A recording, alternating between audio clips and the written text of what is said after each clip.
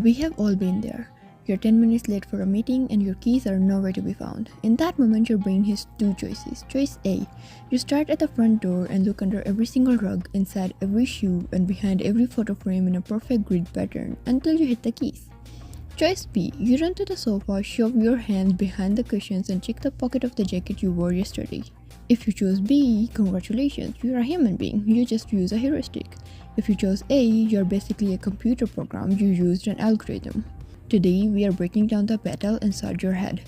Problem-solving algorithms versus heuristics. We'll look at why your brain loves to take shortcuts and why those shortcuts sometimes lead us straight into a wall. Number 1. The perfectionist algorithm. Let's start with the perfectionist and algorithm. I've also posted a detailed video about different types of algorithms we use unconsciously. Check out the video to learn about it. In psychology, an algorithm is a step-by-step procedure that guarantees a correct result. It's like a GPS. If you follow every turn the voice tells you, you will arrive at your destination. You don't have to be inspired or intuitive. You just have to follow the instructions. The pros: it's never wrong. If you are a surgeon or a NASA engineer, you want algorithms. You don't want a gut feeling about how much fuel a rocket needs. You want the math. The cons: it is exhausting. Imagine trying to find a specific brand of cereal in a massive supermarket using an algorithm. You would have to walk down aisle by aisle. Aisle 1, look at every box from top to bottom. Then aisle 2, then aisle 3. You will find the cereal, but by the time you do, the store is closing and your legs are sore. Algorithms are high effort, high accuracy, but life moves too fast for us to be walking down every aisle. Number 2. The mental shortcut, heuristics. I have also posted a detailed video about heuristics. Check out that one. This brings us to the hero and sometimes the villain of our story, the heuristic. A heuristic is a mental shortcut. It's a rule of thumb. It's your brain saying, look, I don't have time to check every aisle. Cereal is usually near the milk. Let's just go there. We use this because our brains are cognitive misers. We want to spend as little mental energy as possible. Think about cooking. When you're making a soup, an algorithm would be following a recipe to the milligram. A heuristic is like adding a splash of lemon because acidity brightens the flavor.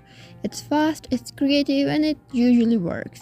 But here's the catch. Because heuristics skip steps, they can lead to biases. This is the part where psychology gets juicy.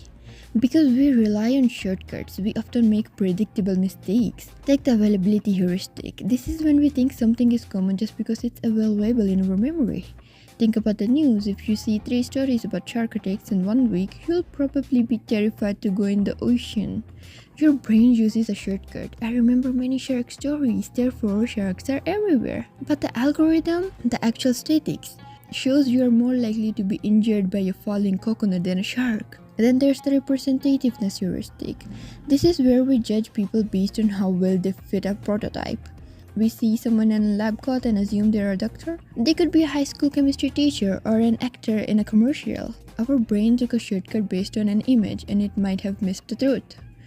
Summary: finding the balance. So which one is better? The truth is we need both. If we only used algorithms, we'd never get out of bed because we'd be too busy calculating the optimal angle to swing our legs over the mattress. If we only used heuristics, we'd be making impulsive, biased mistakes all day long. The trick is knowing when to switch. If you're choosing a movie to watch, use a heuristic, follow your gut. If you're calculating your taxes or trying to fix a leaky pipe, maybe put down the intuition and pick up the manual. Next time you find yourself making a snap judgment, ask yourself, am I taking a shortcut or am I looking at the map? Honestly, I absolutely love learning psychology. Every time I read about things like algorithms, heuristics, it blows my mind how much is happening under the hood without us even realizing it. We are walking around with these insanely complex biological computers in our heads, just constantly running background programs to keep us alive, like make decisions. But have you ever sat down and actually thought about the weirdest part of studying psychology? Think about it. In order for us to learn about how our brain works, we have to use our brain to do the thinking. It's like a total paradox.